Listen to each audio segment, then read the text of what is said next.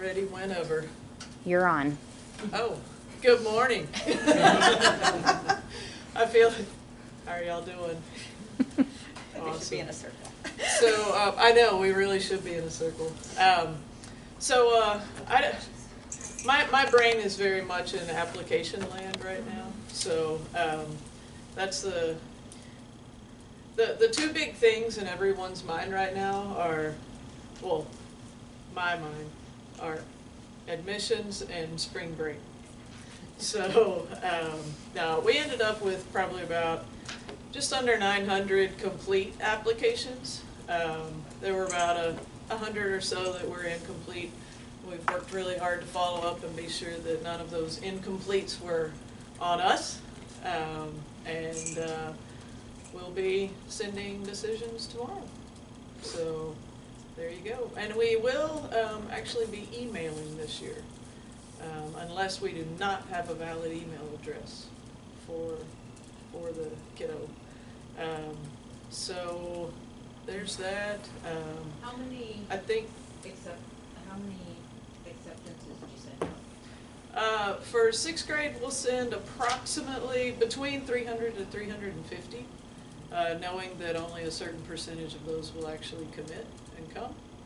7th and 8th grade, I am not 100% positive, but it looks like 7th grade will be able to send about around 10. 8th grade around 5. So, yeah. Any questions about it? Ms. Coburn's actually off campus today for a meeting, so she's not here. Y'all have any other questions about anything? Well, that was easy. Y'all are an easy crowd. I like it. Oh, I'm sorry. Of course, then I think of something. Oh, so shadowing is obviously done, and they aren't. Anyway, a huge thank you to all the parents that helped organize all of that.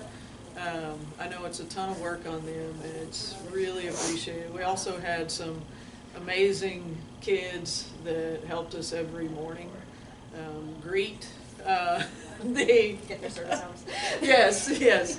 Hey, but it was absolutely adorable because they were at the door to greet them as they came in and get them to the library, and just listening to the little conversations between the door and the library was wonderful. But anyway, so huge thank you to everybody that helped with that. And now really we'll be quiet. Does that mean it's Tasneem's turn? Tasneem's All right, turn. it's all you. Hi, I'm Tasneem Ms, teach 8th grade science.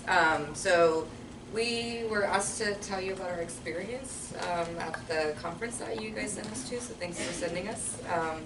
I went to NSTA 3 years ago when we went to Nashville, so that was a totally different experience from this, and I wasn't able to go to the full like 3 days that it was sanctioned out because it was during the week, and it was after I had moved and I had personal things, and I was already out like 6 out of 10 days, so I just couldn't write more stuff plans. So we went to the American Association for the Advancement of Science conference, and this was different because it's not tailored to teachers really. Like, I mean, it was more of like the content of, like, there were scientists there giving their, their talks about what they're doing. So I just wanted to share like some challenges and successes of like what happens on our front when we have the opportunity to go to a big conference like this.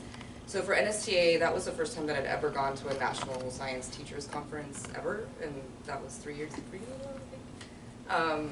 And that was like, what, my 8th year teaching, so it was totally different. I had gone to like the Texas teacher thing when it was here in Austin my first year, but it's so overwhelming. There's like so many sessions, and we try to like divide and conquer. So getting substitutes for the whole department is difficult. I mean, that was probably my #1 reason why I didn't want to go to the conference, because there's a lot of like, it's not always like, unless you book them, right, then we're all pitting for subs. And then if you don't book them, then it's just like this whole headache of like, oh my god, like the other teacher's gonna have to cover my classes. So I didn't end up going during the week, I just went on the weekend.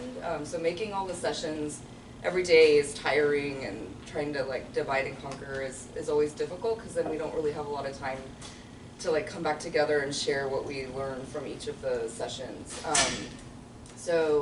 And then just choosing a conference, right? We've been having this conversation since the beginning of the year, and everybody was like, how come science doesn't want to go anywhere? And it's just, like, we couldn't choose. There was like nothing that we all like agreed on, and then this was just in town, so we were like, fine, we'll just go here. Lots of successes though, like the camaraderie. There's some pictures of Megan McDonald, Kim Brook, Kate Martin, and then Zoe Jones. And then we get lots of free stuff, and I think for me especially, when we go to these conferences, it's cheaper for registration when we're members of either NSTA or AAAS, and then when you become a member, you have access to all of these resources that you didn't have before, just like prime like science literature. So these are some links of things that I wasn't able to go to this particular session, but Zoe Jones and Mary McDonald went. Mary McClellan. So they said science in the classroom was a really cool thing, so I'm going to just show you what that is.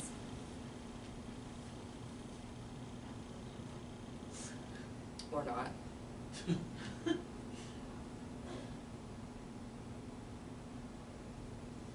This is really intense, guys. It's like really easy. Just so much easier with kids. Oh no, we're looking at the. So this is the biggest thing here is there's all these articles that have been annotated already, like digitally. So like they're highlighted, and that kids can click on the link, and then it takes them to a definition of that term, and they're just kind of written like in a easier to understand format than like an actual science paper. So that's one of the resources that we've been using. Eureka Alert, I forgot what this one was.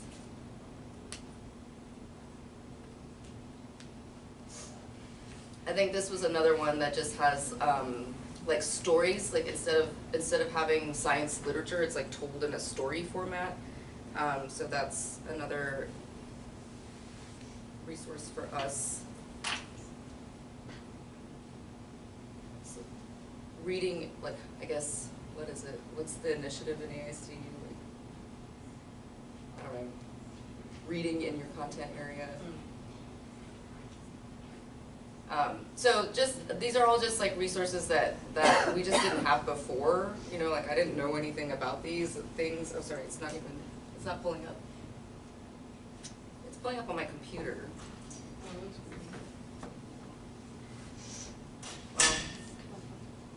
I don't know how to, let's see. Duplicate. Here it goes, because it's extended.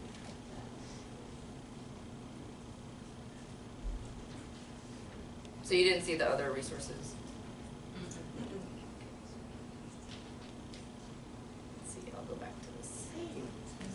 I had some stuff from NCTE. Who should I give this to? Student examples, how we use. Oh, I can take. You got it? Okay, cool. So it's, did it really fast, but these are how I applied it. Okay. The stuff from NCTE, and these are student examples. You guys are more than welcome to share them, just not outside. Right. Yeah, that kind of deal. Okay, cool. Awesome, thanks. Trying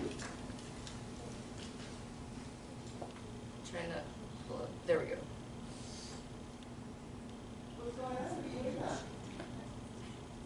Okay, so this is the article that's like already been annotated, and then there's like different links that kids can go to. I mean, obviously we would have to modify it a little bit because they're really long, but they're just like resources that we didn't have before, and they're up to date. So like I think that's also that's like hard for us to do, is like keep up with all of the science that's occurring. So that was those were just some of the fun things that we got out of the conference.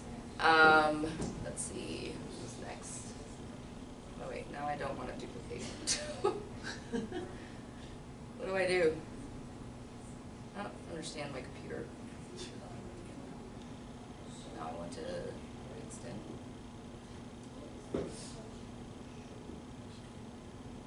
Nope. My dad. I got married in June.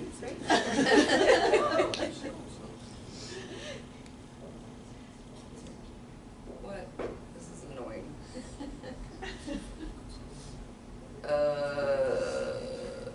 Okay. Well.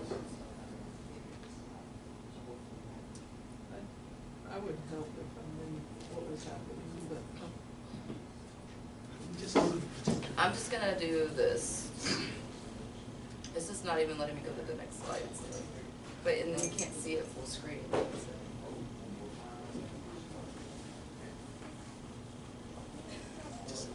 what does? No, like projector only.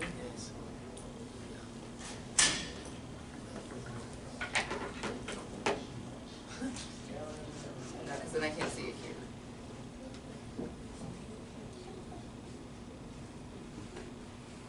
It should, I think there's like display settings in here. How are you? Okay.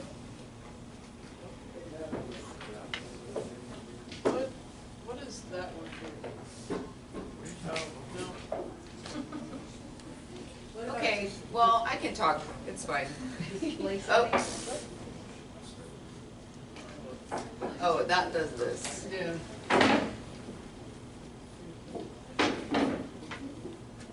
End show.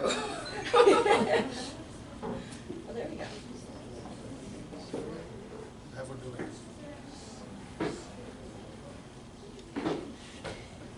Okay, all right. It's not showing up over here now, but, so anyway, so when I went to NSTA, that was like a really reinvigorating experience. Just, you know, that we're like armed with all these resources. And then this was a little bit different just because of the content, right? It was like more science-based, not really geared towards teachers. So the implementation, that part of it is going to be like the challenge for us, is coming together and making sure that we're using those resources. The president of the association introduced Joe Biden, who was the closing speaker. His speech was a little all over the place because he had just flown in from I don't know where. But those were like their main takeaways, is that like today, like science is extraordinary. We have like so many things going on, and we're still faced with this challenge even as scientists and educators. Like there's a lot of like evidence-based and fake news and climate deniers, and so there's a lot of sessions about how to have those conversations with people. And that was one of his biggest things at the end, was just fight the good fight, and those are our shared responsibilities. Kate Martin said that she really liked the fact that it wasn't geared to teaching. It was more like just arming us with the content.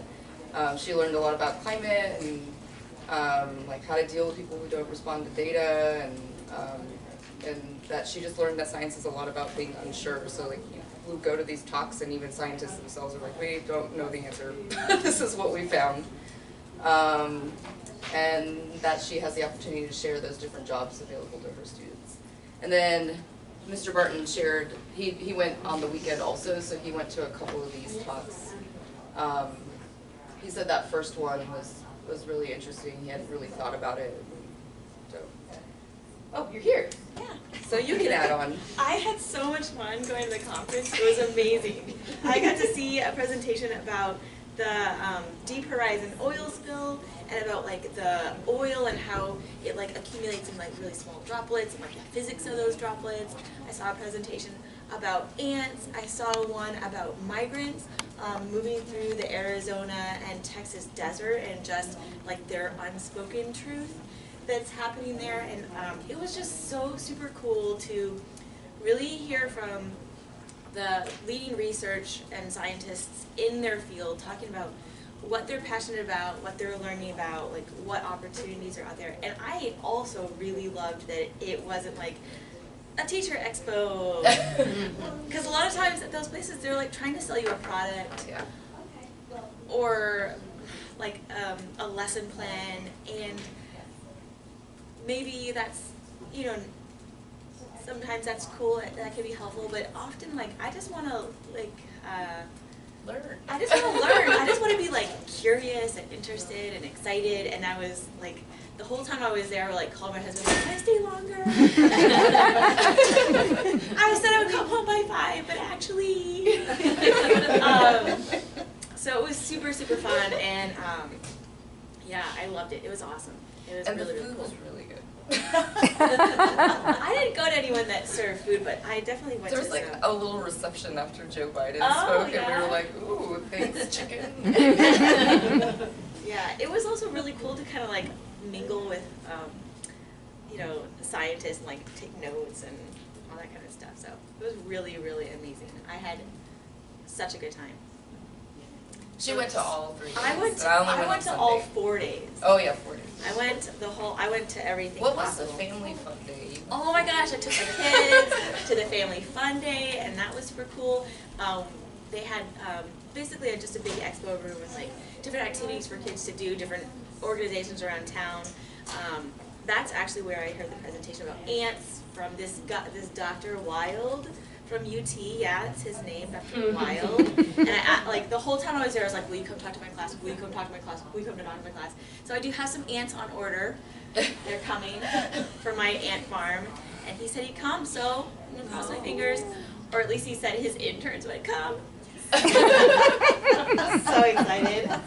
So it was really, really cool, and it's like one of those things like, also if I had done a little bit more research beforehand, like a lot of those scientists would have come to your classroom. Yeah. There was a whole like initiative where you could have invited them to your classroom. So like while they were in town? Yeah, like, hey, we're in town for this conference, like, go into the school community there, and I think that's probably, you know, now that I, like, contemplate that more, I'm like, well, you know, people come every year for South by, like, come on, you know, so it was really cool. Yeah, the ants reminded me, so we did end up going to one session before we were waiting for Joe Biden, so like Zoe and I sat in on this session that was about termites and how well they engineer their tunnels for flooding purposes, and so how we can use that, you know, to deal with flooding on level. So it was interesting. And then there was a whole thing about storm surges. Yeah, I went to a lot on tsunamis and earthquakes and engineering and the social impact of it all too. It was really amazing. So thank you for sending us. Yeah. Yay. It was really, really cool. I can't wait to go again. Some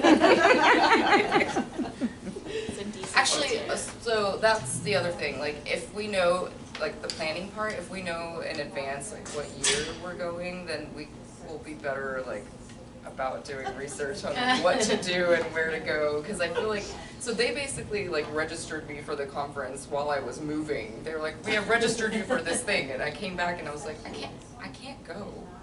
Like, I can't be out again. So, I mean, even though I had blessings to be out, I just couldn't write more sub-plans, so.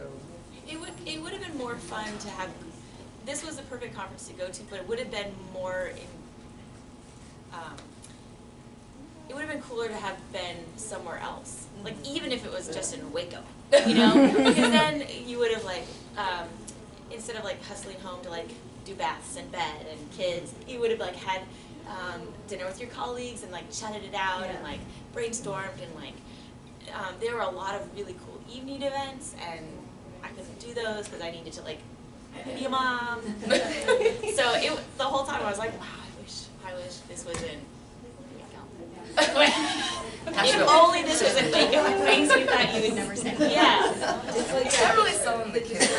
No, it's always back there, Right. so it's Yeah. like, Right. get pulled away before you really. Yeah, like I kind of had to do both because it's here in Austin. Like you know, it's hard to tell your husband like, well, yeah, I'm gonna be gone all day, and also I'm gonna be like, I'm gonna and then I'm gonna stay go at for the Hilton. cocktails afterward and talk about how fun it was without you. Yeah, for 4 days in a row.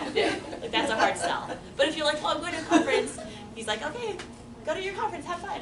you know? So, this was definitely the coolest conference I've ever been to, and, yeah, Foley was amazing. Awesome. Thank you guys. Yay, KMAG. May I? Yeah. Okay. Well, good luck. Maybe I don't want it. You might not. It's just because it goes into like presentation mode. Well, here's my dad again. My mom's I in can there always too. just go back She's on to the your side. wedding photos if things aren't going well. Yeah, you just look exactly. at Yes. So I yeah. just wanted to log into my drive. Okay. Oh my god, it's such a great time at Acadian. It's fun. I think it might be. Oh, you did? I did. I just gave a talk to, she asked me if I had fun at Acadian. I had such a great time at Acadian. Earlier this year I went with Jason Learning, and I just had to give a talk to like the science teachers. I was so nervous. Like the AISD science teachers, like not just like Tanya, but like more people. Thanks. I was so nervous, but I like practice and practice and practice. But I had such Was a that great at the time. Alamo? It was. Okay. Yeah. Yeah, it was such a great time. That was also the same thing. It was like, I am collecting data, I'm in the field, this is the way the scientist has developed the protocols, but now it's storming, so here's the secondary protocols in place. And like, it was just really, really cool to you know, we worked on probably 7 different scientists' projects within Acadia.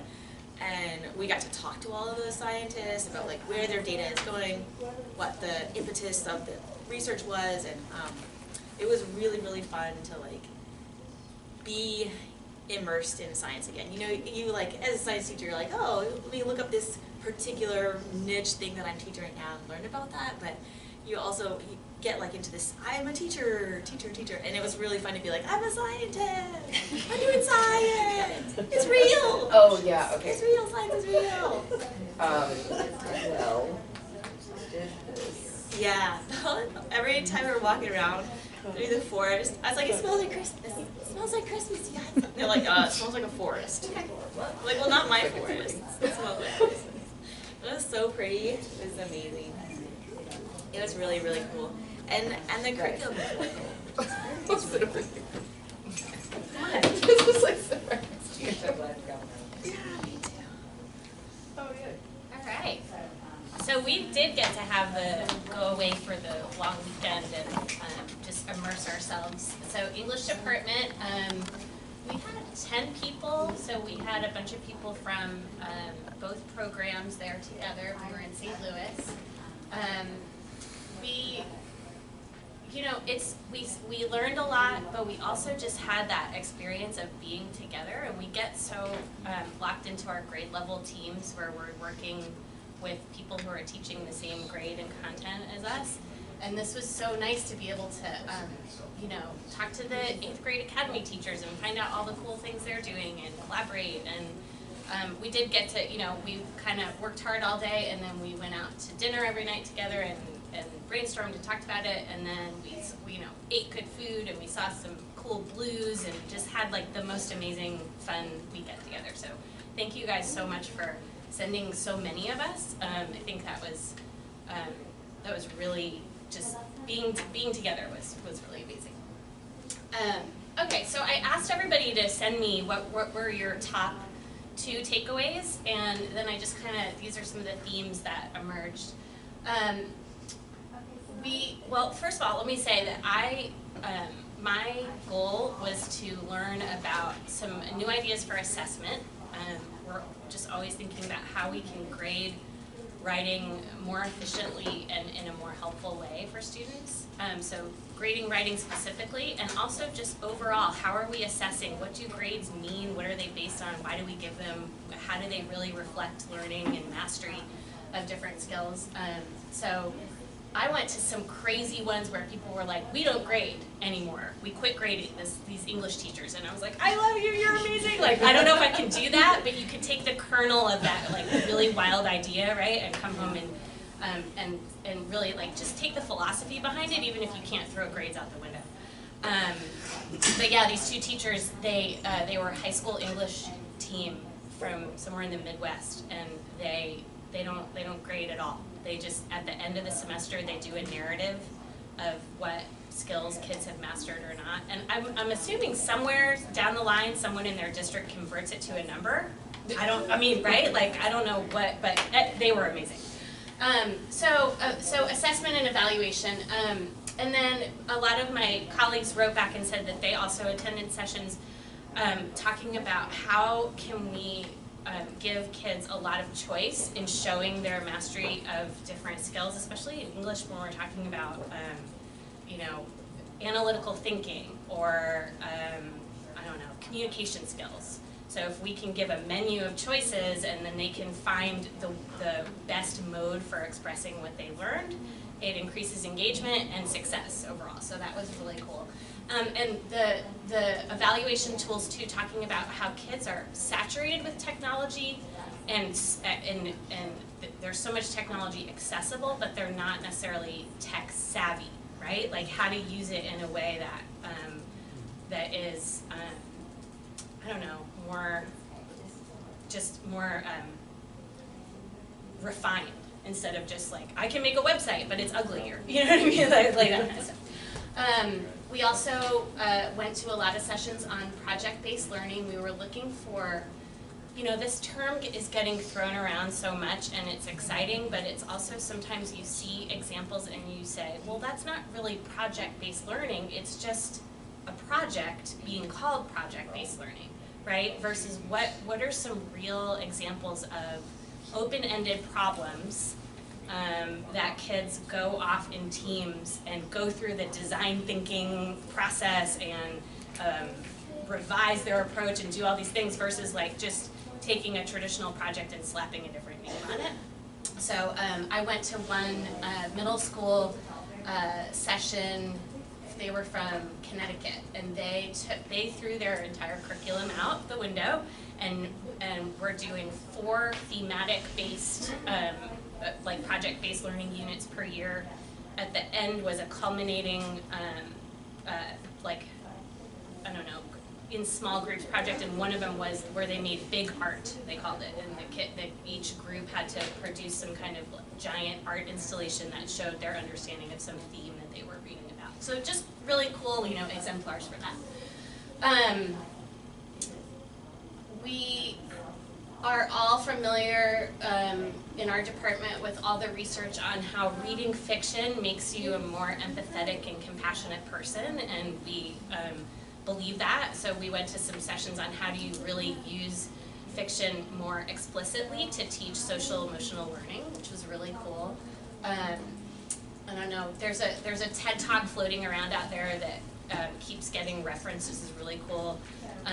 When you're thinking about what texts you teach, making sure that you have texts that are mirrors, that reflect back the reader and their experience and their identity, but also texts that are windows, right, that open you up to new perspectives and things that are not necessarily things that are reflected back to you. So just reinforcing that, and that was one of the things we would at night talk about. What are overall, over the course of 3 years, what texts are we exposing kids to, and how can we diversify it even more?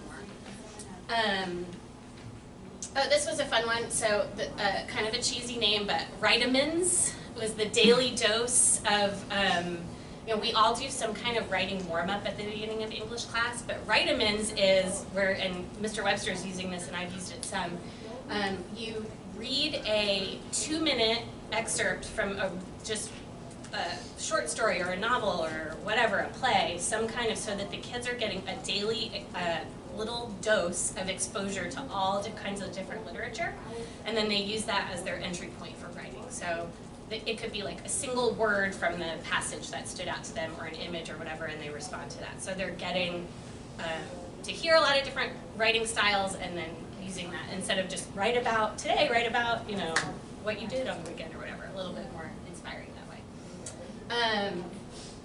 Okay, yeah, and then so more on evaluation and responding to writing. How can we continue to focus more on the process and not the product, and give lots and lots of feedback along the way, so that the final draft doesn't become this like monster scary thing that then you turn in and it sort of disappears. You know what I mean? Like that's not the ultimate goal. That along the way there's opportunities to refine and improve. And then also a lot of cool. We saw a lot of cool how to focus the revision process on one skill at a time. Because sometimes it gets so overwhelming. You want to help them fix every single thing, every grammar thing, every content thing, and kind of just like trusting that it's okay to say, in this round, we're gonna let all that other stuff go, but we're gonna really, really focus on, sentence syntax or something like that. That's not a bad practice, even though sometimes it feels like, oh, you're letting them, I don't know, misuse all those commas or something, right? But it's okay, you'll get to that later. And then, of course, we had so much fun meeting, like, fangirl, crazy, all these authors. My kids love graphic novels. I have a 5th and 2nd grader, and do you guys know the book Roller Girl? Mm-hmm. Victoria Jameson was there, and I went to her session. I was taking pictures of her and texting them to my kids, and they were like, "Oh my God, Victoria Jameson!" Like, just totally geeking out on all these authors. Webster met Angie Thomas, who wrote The Hate You Give, which is a really popular book right now. I haven't read it yet, but I heard it's amazing. Just so many authors giving sessions. And that's one of the things too, like, you want practical things that you can take back to the classroom, but you also just want to get so inspired as a reader and just be around all that and feel like that's kind of what you guys got to do, right? Be with the scientists. Well, because I think Megan said it really well. It's like you get so stuck on like, well, you're just a teacher. And it's like, no. No, I'm a writer, I'm a reader. Right, exactly, yeah. So a bunch of us went to a luncheon the speaker was Jewel Parker Rhodes, who's a young adult novelist. I didn't know her before. But she inspired us for an idea that we would like to take on next year, which is finding a book every year that the entire school, all programs, all grade levels can read. And maybe teachers and parents can read it too, or maybe we have we talked about this idea of there's so much great young adult literature that could be paired with an adult fiction, and we read them at the same time, but they cover the same issues, or whatever, or we all read the same book. And the challenge, of course, is like, what do you read that can go from 6th to 8th grade, both programs, everyone. But she talked about this amazing book called Ghost Boys. It's the main character is a 12-year-old black boy who is killed by the police when his toy gun is mistaken for a real gun. And it's narrated from, beyond in the afterworld, and he meets Emmett Till, and Emmett Till walks him through the civil rights movement and what is the responsibility that is the unfinished business we have today. And she read from it, we were all crying, it was just so amazing. And it's accessible and short, and so we were like, this is it, we're gonna go back right now, this was in November, we're gonna do it. And then I went to order a copy to read the whole book, and it doesn't come out till April. Oh, no. And then only in hardback, right? But we thought, so this is in the queue for us. Like, as soon as it's paperback, this will be for sure. And then we thought, we were just so inspired by the idea of having that shared reading experience that we were like, even if we can't do this book right now, or we have to wait 2 more years for it to be in paperback, we're gonna make it a goal to find something that we can bring to the whole school.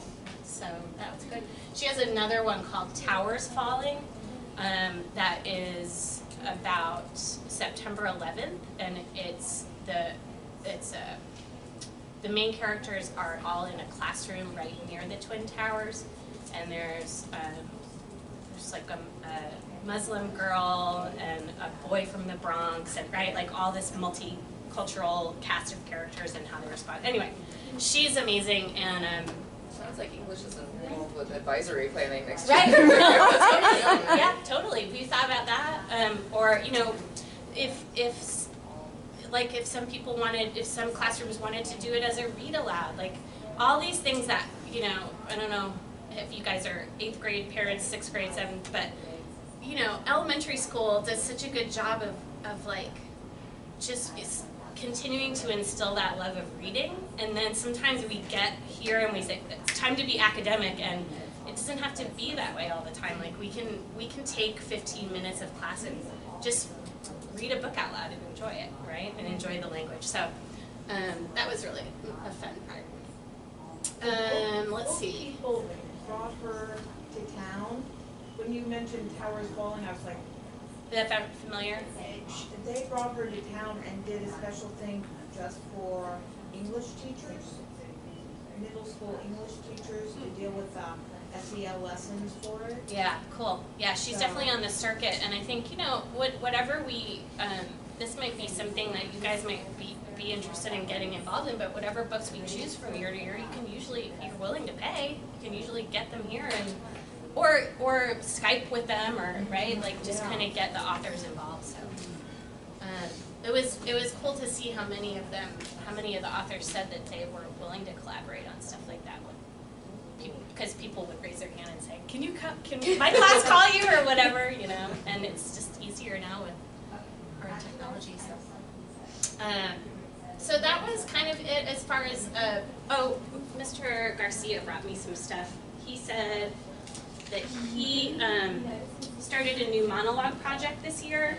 He went to a session on teaching monologues using a collection of stories called Crazy Loco, and he said that was really successful. And lit circles with a focus on social issues using graphic novels and then turning their responses into podcasts. So just lots of fun, creative, new ideas. Yeah, it was really fun. We had so much fun. Right. And the blues was good. Yeah, we went out to down to the see some really fun St. Louis musicians. And then, do I have more time, or are we done? Okay. I also wanted to talk to you guys about something we're doing in 8th grade English. That's a new initiative for us this year, and just kind of fill you in on what that is. So 20% time is a project based on the I'm going to say this, but I think there's a little bit of mythology around this, so I don't know exactly how much it's all true, but there's a Google initiative where they give their employees 20% of their working time to work on independent projects, whatever you're passionate about, that you are just curious and want to explore on your own. So you're supposed to take, you know, one of your working days per week and do that, however you do the math there.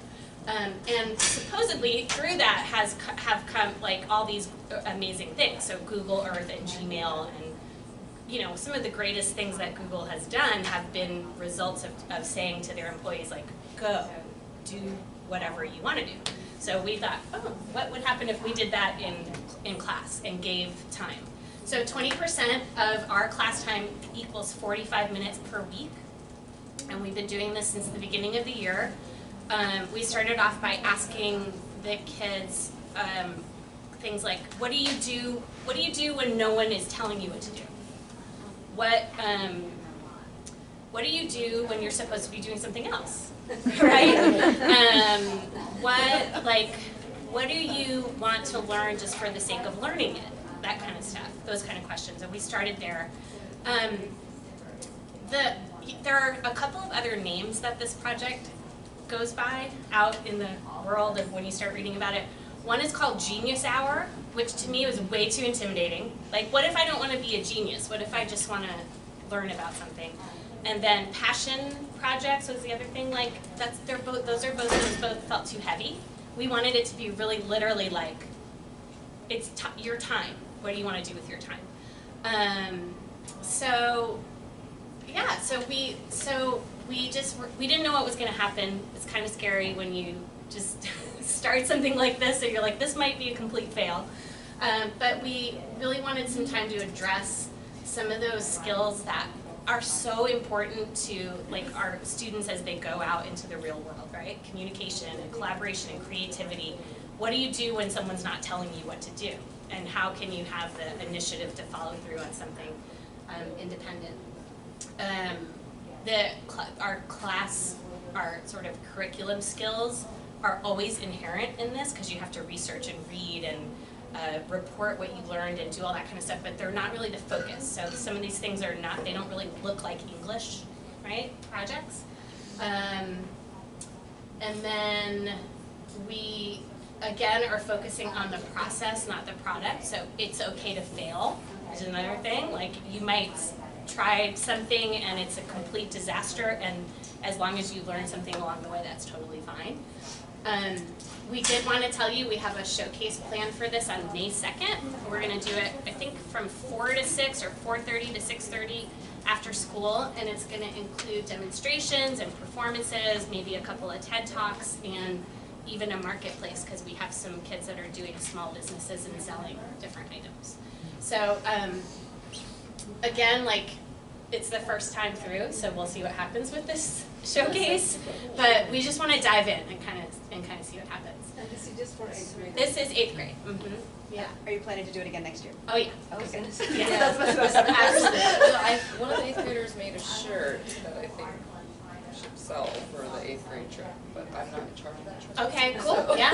So here, these are some of the examples of things that kids are working on. I won't go through them all, but you can see that, like I was saying, like, they're not necessarily English projects, but they're doing all of this cool planning and writing and reflecting on it. Let's see, let me just highlight a couple. We've got, okay, I've got these 3 guys. They're working together on, they want to make a robot that launches a ball, is a ball launcher. And they started off, right?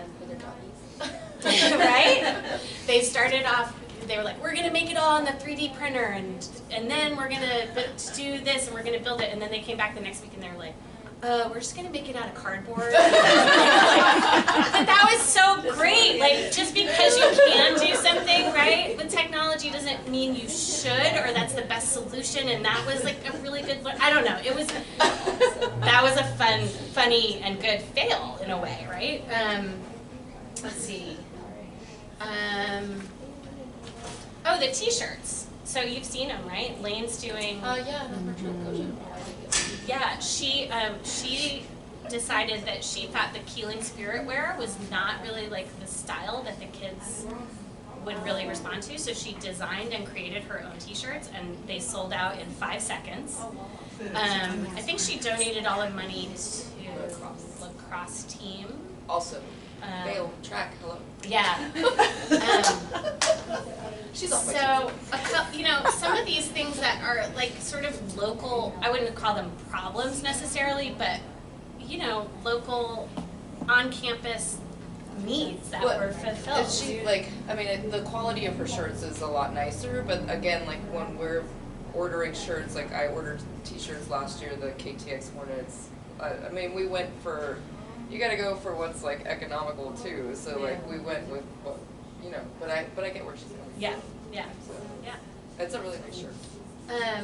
Okay, and then one of my most successful projects is Shivani, who is making these handmade scrapbooks. And they are so beautiful. I bought 2 for my daughters for Valentine's Day presents, and I gave them to them, and they were like, what is this book? And they were like, I need one, I have to get one, I'm giving them to all my friends for their birthdays. Like, they're just so beautiful. And let's see if this will work, please work. She made, okay, here is a little video of what the books look like. No, go back.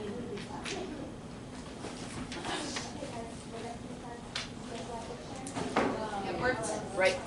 Right click it. Like, be able to play it. Is it, like, embedded? I thought it was. It worked on my. Playback issue.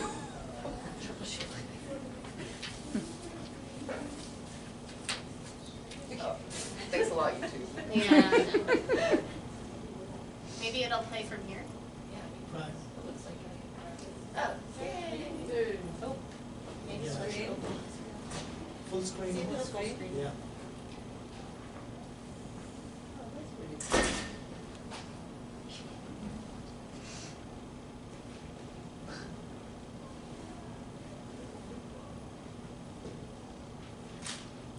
And on the back is her little logo. She's the paper girl, ATX, and she's selling them, and they're so beautiful. And what I love about this project is, so this was where she landed after like 4 months of 20% time. It started off with like, well, I'm interested in calligraphy, or like I love making these bullet journal things that are, all over Pinterest and are really beautiful.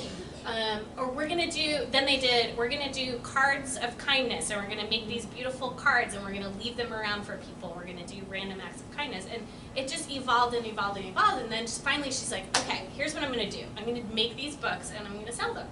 And so it was this like kind of slow transformation into something that she was really passionate about. And I'm assuming she's spending time outside of school on it. Yeah, she does them on the weekends. Yeah, and does, she's been selling them to friends, and even people that she doesn't know have been reaching out to her to buy them. And I thank you for buying them from her. That was awesome. Oh, She was really excited to make them for your daughters. Yeah, it was really cool.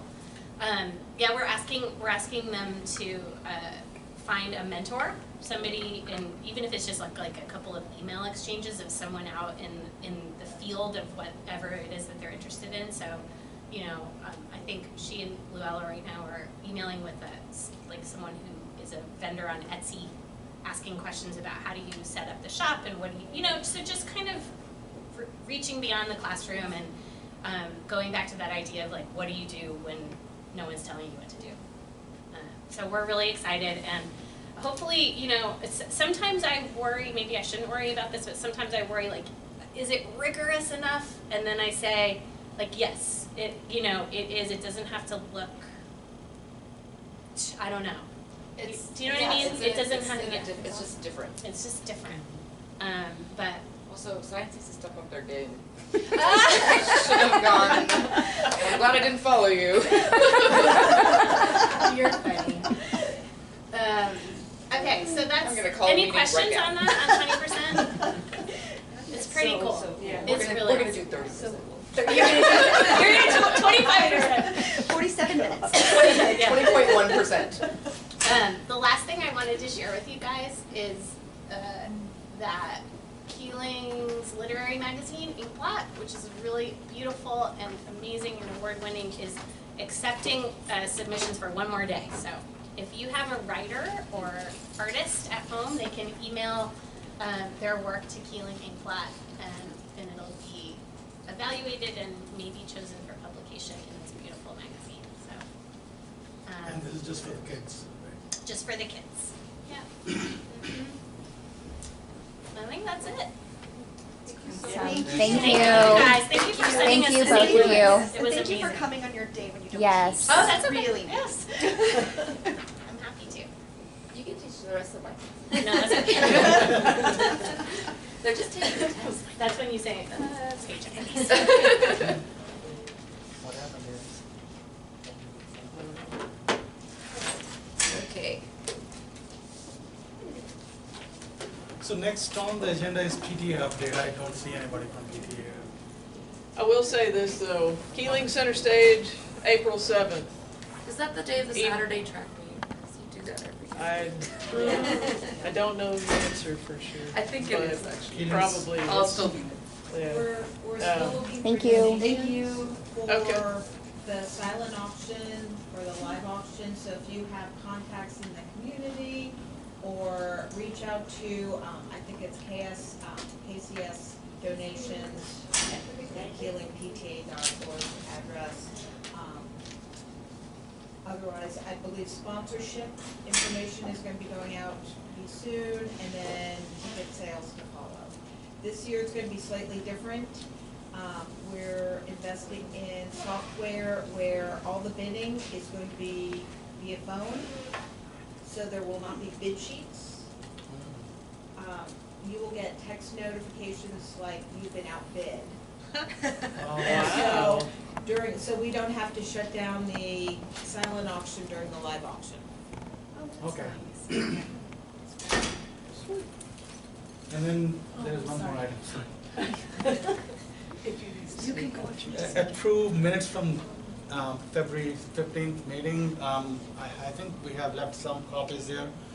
If you guys agree, then you can say yay, or if you disagree, you can say no. All approve the minutes? Yay. Yay? Yay.